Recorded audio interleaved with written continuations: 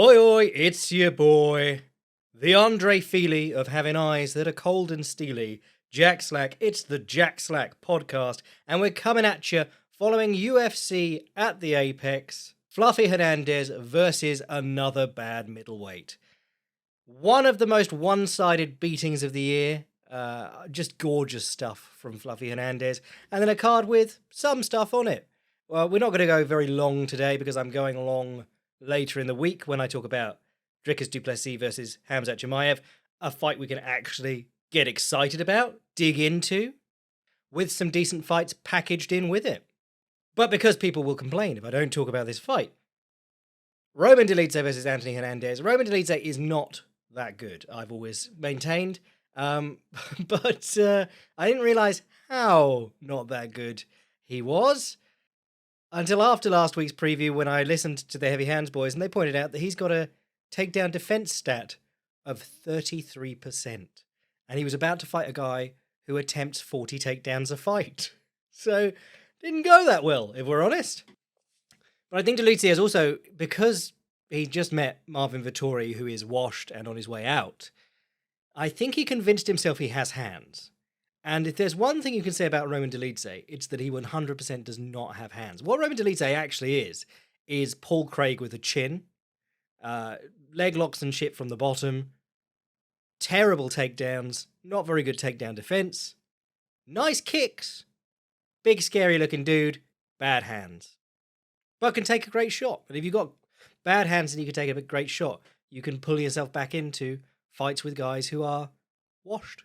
But I think it was, yeah, if you saw his fight with Imavov, where he basically gives up the moment that he meets adversity, it gives up in the way that fighters are able to give up, where you are still going to stay there for the rest of the fight, but you're not going to take any risks, you're not going to change your plan, you've found a spot where you're reasonably safe and not going to get knocked out, and you're going to cruise to a loss. So against Imavov, he couldn't win the striking, he couldn't get Imavov down, but he could make clinches. So he hugged him against the fence, but he didn't even open up to take the risk of kneeing him in the thigh. He just held him there. But Imavov is a very good middleweight, a very good, well-rounded middleweight, and that's one thing. Then he met Anthony Hernandez in this fight, and I thought, oh, well, let's see, because Anthony Hernandez is very fragile in the early going. Roman Dolidze at least hits decently hard. Plus, Roman Dolidze actually has a pretty effective bottom game because of his leg entanglements and stuff. So that would be interesting to see someone who doesn't just keep trying to get up against Fluffy, doesn't get stuck on all fours, goes to their own back by choice. But Fluffy Hernandez went through this lad like a buzzsaw through a fudge cake. It was an absolute mugging. The finish was him dragging him away as if he was silently executing him in a Hitman game. Rear naked choke, but not really a rear naked choke, but standing and pulling him backwards off his feet. It was brutal. And, Dolidze tapped pretty quickly in that. But it was like most Fluffy Hernandez fights. He broke him with just constant offense. He's not out there doing stuff for the sake of doing stuff. He's always going at you. So anytime he got hit decently. And there was one cool move in this fight by Roman Dolidze that I really liked on the feet, which was he would try and shoulder roll with his lead hand low, and then back elbow with that same elbow, which Floyd Mayweather used to do occasionally, which is obviously super illegal in boxing. But I'd love to see more of it in MMA. Anderson Silva did it against Michael Bisping because he was famous for the back elbow like that, the one that he used against Tony Strickland to get the knockout, which is a scary knockout if you've never seen it. Basically, half of Strickland's body seizes up. So his entire right side, he's got like straight arm, straight leg, and he's sitting up trying to get up to his feet. But the other one who does it, which I always say, like, this is a surprise, Brian Ortega did it a couple of times in his career. Shoulder roll, lead hand low, come back with the elbow. The problem is, Roman Dolidze cannot shoulder roll. I'm always saying guys should learn to shoulder roll. I think this whole thing where MMA fighters shouldn't try to shoulder roll is silly, because getting down behind your shoulders, you don't have gloves on. You do have big muscles and bones in your shoulders that you can hide your chin behind. If you watch this fight, Roman Dolidze gets repeatedly chinned on the left side of his jaw because he ducks down to his right and throws a jab, like a dipping jab, which feels very safe and natural, so everyone gravitates towards it. Charles Johnson did this and got dropped by that Kazakh dude that he fought a couple of years ago. But if you dip down to your right and you throw a left jab, if you've got your left shoulder to your jaw and it's nicely tucked in and you're all safe, You're not getting chinned with the right hand immediately afterwards. If you're doing that and you're looking to your right and your head's away from your shoulder, they've got a free line to your chin, your jawline, your neck. If you get punched in the neck, that sucks. When they're supposed to have to like try and find your temple over your shoulder. They're supposed to do work to get you. And every time here, they entered an exchange and Fluffy would just hit him with the right hand on the way out. Square on the side of the chin. I think it was Samson Isan I watched doing a little training session with Sylvie, and he was saying that he used to keep his chin so tight to his shoulder that it would almost make him bite through his gum shield. But the whole point of using your shoulders as defense is that you get your chin down behind them. You hide your chin behind your shoulder. Just dipping your head off to the side and leaving your shoulder and chin, 6 inches apart is not defending yourself. And this is why everyone's like, don't drop your hands. Oh, where were your hands? Oh, he got knocked out because his hands were down. And the difference between having your hands down and actually defending yourself while your hands are down, and having your hands down and not defending yourself because your shoulders aren't there, your elbows aren't there, you don't have the awareness, your chin's not in the right position, you're not moving in the right ways. Massive difference. Someone good, if they've got their hands down, not necessarily much more in danger than if they have their hands up, except for maybe from things like high kicks, which are easier to see coming, particularly if your hands are down, because they often obstruct your vision. But anyway, I was moaning the other week about how I have to watch Erceg every week come out and give good advice to his fighter, and then not be able to do anything about it in the next round, like not even try. It's not that they're being shut out of the fight. It's like he gives them a thing to do, and they come out and just don't even try. Like this one, going into round 4, he goes, we're down, we need something big, go southpaw and throw head kicks, which is something that I've seen Roman Dolidze do in fights. And he didn't do it. He came out orthodox, stayed orthodox, switched to southpaw briefly, didn't throw anything, went back to orthodox. Erceg has these reads, and then either his fighters don't trust him or they aren't taught how to do this stuff. Maybe he's coming into these fights expecting them to be able to do it and they just can't. But they've currently got a coach who makes good reads in the middle of fights and a team of the least adaptable fighters in the world. It was Ige the other week, but obviously most famous examples would be the people like Chris Curtis and Sean Strickland. They can fight one way. And he could tell them, look, there's a button on the side of his face that if you press it, it'll explode. And they'll go, nah, not in my game plan, coach. Not in my skill set. But let's do positive. Fluffy Hernandez. This guy rocks. I've been saying this for a little while now. What did I love? I really loved his fight with Edmund Shabazian. Obviously, most of us caught on to him when he submitted Rodolfo Vieira, which was that all the way back in 2021? That was the start of the winning streak. Coming off a quick knockout loss to Kevin Holland and a quick submission loss to Marcus Perez, so people didn't really rate him that highly. But he came through the regional scene, beat Brendan Allen, who was also highly touted on the regional scene, and he's just sort of pulled himself together. He looks fantastic now, and it's pretty basic wrestling, it's pretty basic boxing, well applied over and over again. He doesn't take a step back. When he gets hit in the face, he nods and moves forward again, which is for Roman Dolidze, that was horrible because he was getting pressured. He does that cool back elbow square on the chin of Fluffy Hernandez, who nods and keeps walking at him. And he looked like, oh, I was really hoping you'd leave me alone for a minute. Because that's how it works, not even in just the big divisions, but especially in the big divisions. If you hit someone hard, they'll fuck off for a minute. That's how you get your breaks. If they don't give you a break, you can hit them as hard as you like. If they're still there, it's going to take more out of you in the long term. He's attempting takedowns. Even when Dolidze gets out of a clinch, Fluffy's not pushing a takedown too hard. Dolidze comes out of a clinch, he throws an elbow on the way out, Fluffy this is, and then immediately closes in again. Doing a great job with his jab and his head movement. I really love... His boxing was really slept on, actually, until recently. It doesn't help that he gets sort of stunned in the early going by... Obviously, Holland knocked him out, but a really good example... Well, Shabazian, I think, hurt him in the first round. But a really good example would be the Michel Pereira one, which is very recent. Had a really rough start to that fight. But it was almost like there was a watershed in the middle of the first round, where it was all Pereira, and then suddenly Fluffy was like, no, I'm taking over now. And that was it until halfway through round 5, when Pereira just expired from exhaustion and being punched. I've raved about the things that I love about Fluffy Hernandez, riding the turtle, holding the wrists and hitting, getting one hook in and working from there, sitting down on that seated katagatame, they call it a seated arm triangle, because people call it a guillotine. It is similar to a guillotine in appearance, but the difference, of course, is that their arm is trapped inside the lock. So that's an arm triangle.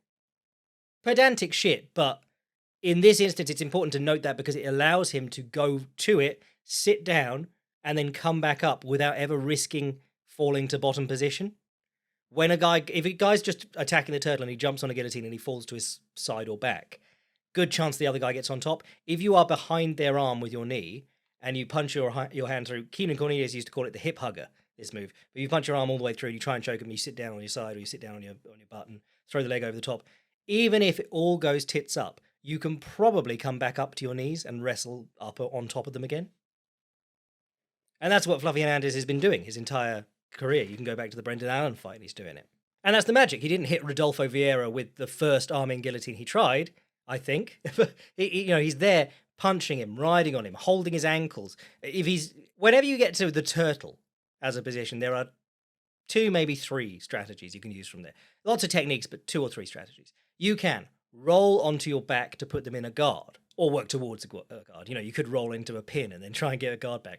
You can try and stand up. There are some wrestling style reversals like the switch and the Granby and things. Or you can try and get them to run around in front of you and wrestle them, which is when we're talking about like grabbing their hand and passing it over the other side of your head so that they run round to the front headlock and you can get them back in front of you. Nick Diaz did a great job of that against George St. Pierre. Made George St. Pierre go to the front headlock over and over again, even though George St. Pierre wanted to be behind him, kneeing him in the arse. That's the other thing I love about Fluffy. Knees to the body. Oh, mwah. More of those from everyone, please, on the ground. But yeah, there's those sort of 3 options, and most guys, Fluffy fights, are trying to stand up. Dolidze was interesting because he was trying to get to his back. And then when he succeeded to get into his back, Fluffy would stand up and walk away. And he'd have to get off the floor, and then Fluffy would get back to him, punch his way in, put him down on his hands and knees, start hitting him again, and then Dolidze would have to do work to get flat on his back, which is a really weird way of a fight playing out. You don't normally have to fight to get to your back. So that was interesting. There was a nice attempt in the first round of a K-guard entry from the turtle, which there's a dude, he ran through a couple of like small no-gi tournaments, sort of demonstrating the turtle as an offensive weapon. Never did anything huge, but he did this too. If you roll over your shoulder away from the opponent in the turtle, because they'll be on one side of you, roll away from the opponent over your shoulder, and as you roll, you put your hand between their legs and grab the nearest leg.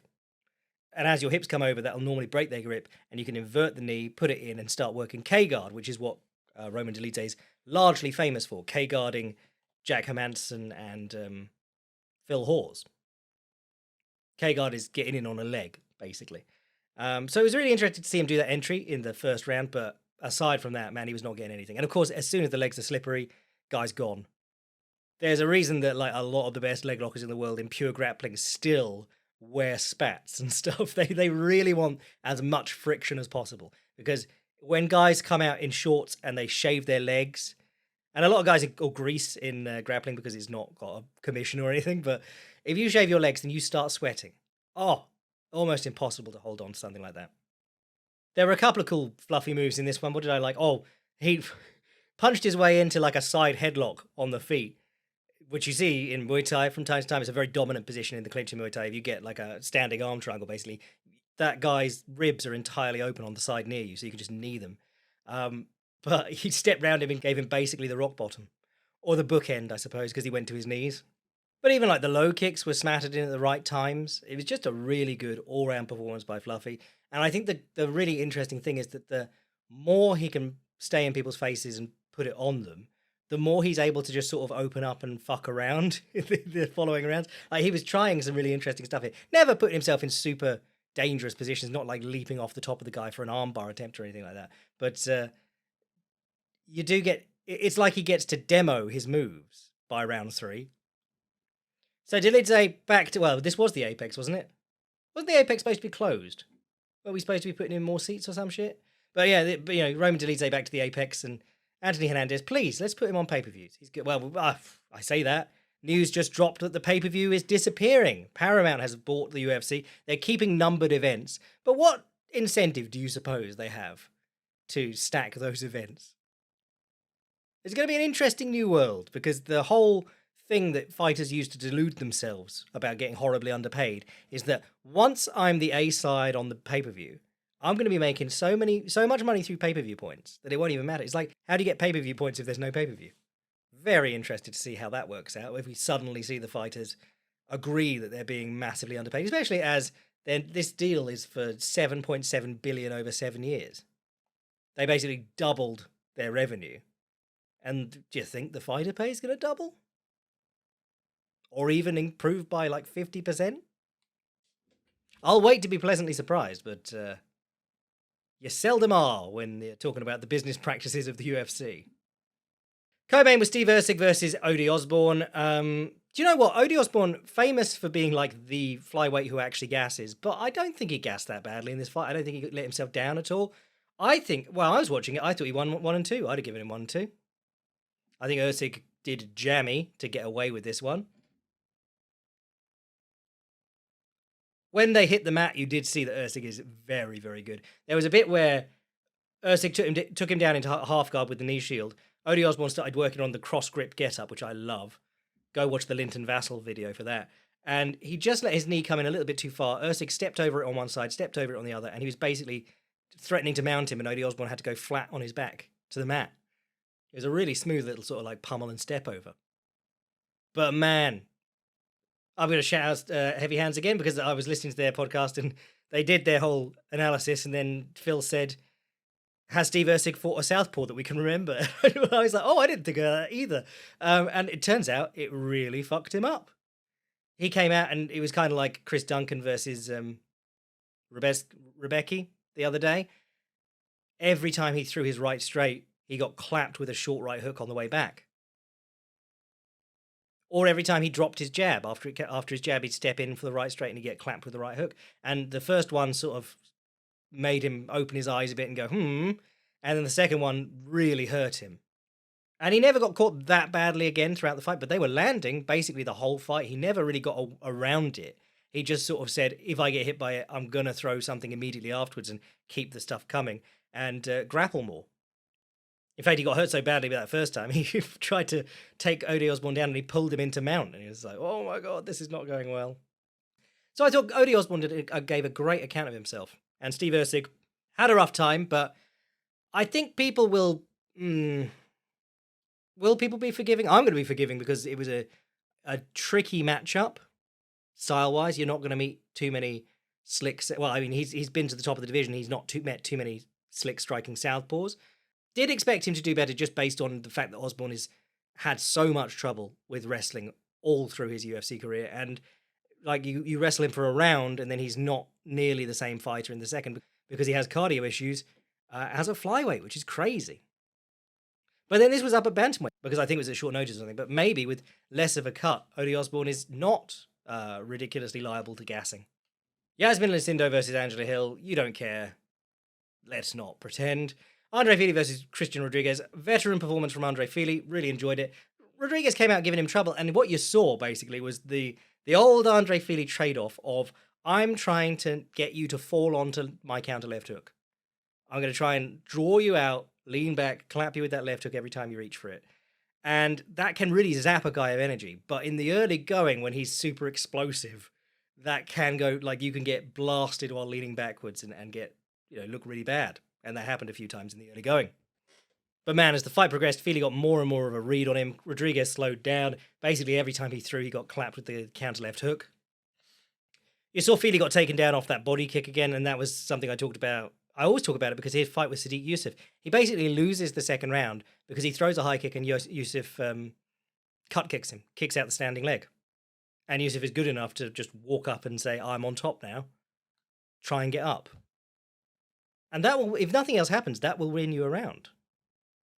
But yeah, Rodriguez, another case of him looking like a world beater when he misses weight against an undefeated prospect, but very average against guys who just have a ton of experience. Because Andre Fili, Julian Narosa, Melky Costa, Jonathan Pierce, all guys who've lost like a third of their fights or more, but have a ton of experience. And they just seem to bring it to lever against him.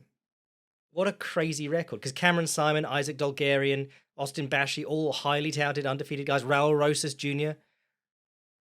all undefeated, and he made them all look pretty bad. Maybe not Delgarian, but four undefeated fighters he's taken the O of in the UFC, and as soon as he fights like an old head, he really struggles.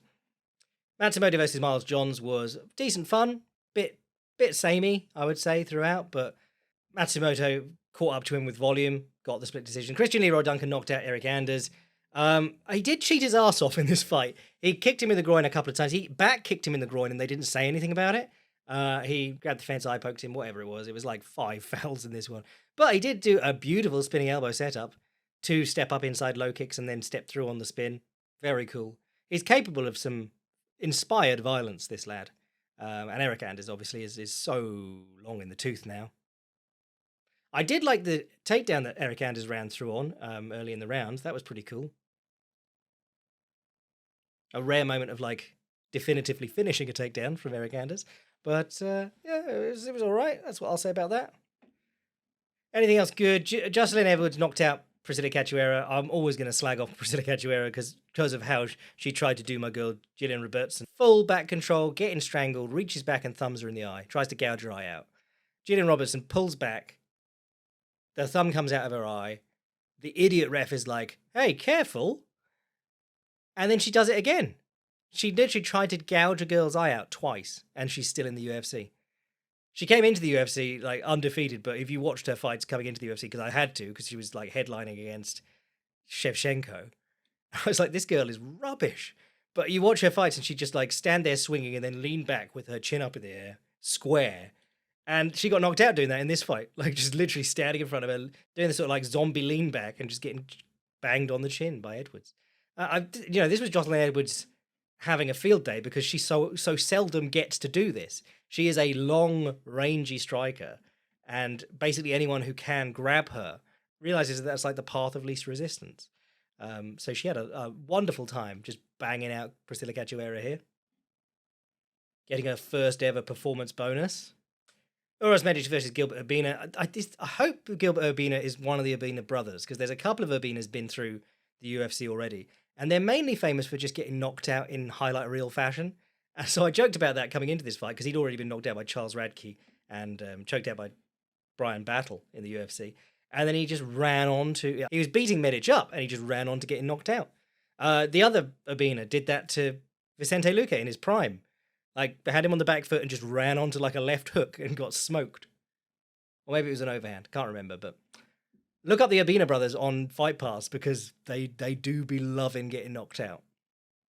Gabriela Fernandez, don't need to say anything about this fight, except for the fact that this is what beating the UFC's hot female prospect gets you. Second fight on a dead card. Kong Wang going to be off doing pay-per-views. Gabriela Fernandez, first fight back since knocking out their Wonder Girl, just fighting randomers in the Apex.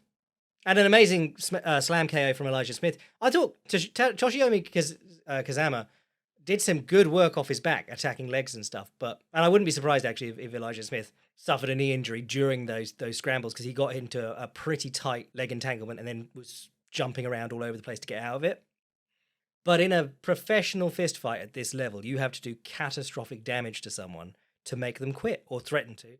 And Kazama was not in that position. He just wasn't there, ready, wasn't in position to finish. He got the backside 50-50, and then where a lot of guys will thread both their legs to the back to stop the guy backstepping effectively, he let Elijah Smith backstep and ended up in full 50-50 with the heel exposed and his arms under the heel in heel hooking position. But it is very hard to finish a heel hook without getting your legs in front of their body from 50-50. If you watch guys who do it, they're often like Lachlan Giles, Ryan Hall, occasionally Mikey Musumeci. They all try and get their feet on the guy. They change their feet after they start attacking the heel hook there. Because one, it's hard to get pressure just lifting your hips like that. And two, the guy can reach out and pull your head in and just grab you and stop you from extending or turning your body.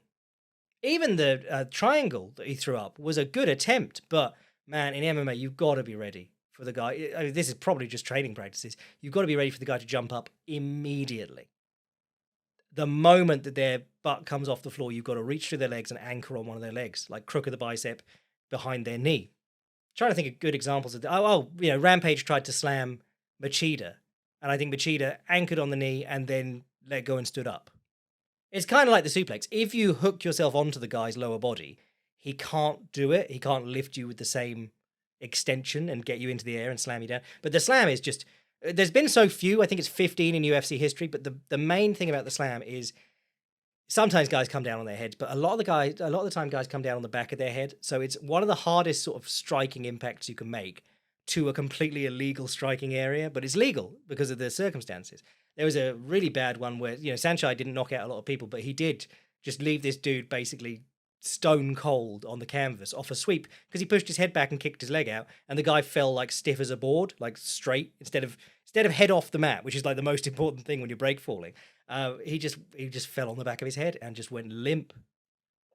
I mean, a great example of this without the opponent doing anything is Minoru Suzuki against Guy Mezger back in Pancrase. Really good early MMA fight because Guy Mezger was like, he could do a bit of everything. He was Ken Shamrock's mate. He trained at the Lion's Den. So he was learning all about submission wrestling and stuff, but he was a very good kickboxer too. And he is beating up Minoru Suzuki with body shots and stuff. Suzuki can't take him down. And Suzuki tries to jump guard on him, misses, falls on the back of his head and knocks himself out. Brutal. Anyway, that'll do us. I think I've done a good amount on a pretty mid-card. Bad card. Let's say bad card. With some good fights on, but mainly not a lot going on there. Later this week, we're talking about UFC 219, Duplessis versus Chimaev. I love this fight. I think it's fantastic. I don't know if I am going to get a written piece on Chimaev out because he's a very frustrating fighter to study because of the nature of his career. He's had some really strange fights, strange absences. Well, I mean, we'll talk about it at length because I'm going to go long on the boycast talking about this fight, this matchup. It's no secret that I love Dricus du Plessis. I think he's a mess, but I think he's one of the most. Certainly, him and his team bring in very good game plans. They read people well. They adapt to their opponents very well, even if his technique often looks like hot garbage. His reads on people and his timing are excellent, and he's tough and he's a great athlete. So there's that. And Chimaev is a force of nature. I've never seen anyone in modern MMA. It's kind of like watching prime Coleman. How unstoppable his shot was. He would be like, well, what do you do? What do you do? You can't do anything about it. So I'm really looking forward to that. We've got Aaron Pico arriving in the UFC, which should be fun. Carlos Precia's on the card. We've got this really weird fight between Jared Cannonier versus Michael Page, which I really, not even on the radar 3 months ago. Wouldn't have even thought about that possibility. But honestly, the more I think about it, the more I like it. Tim Elliott versus Kai Asakura out of nowhere. You've got loads of great stuff on there. So join me on the Boycast. Sign up to Patreon, get in on that. I'll put a preview up for non-boys, but I'm going to go long on that one, talking about just a really good fight in an age of fewer and fewer good fights. These are a dying breed, and I'm very glad to have this one. So sign up to Patreon, support the podcast, be a boy. I'm your boy, Jack Slack, and I will catch you later in the week. Conor McGregor putting up 30 seconds of comeback training footage and immediately securing the deal with Paramount for the UFC. Bless.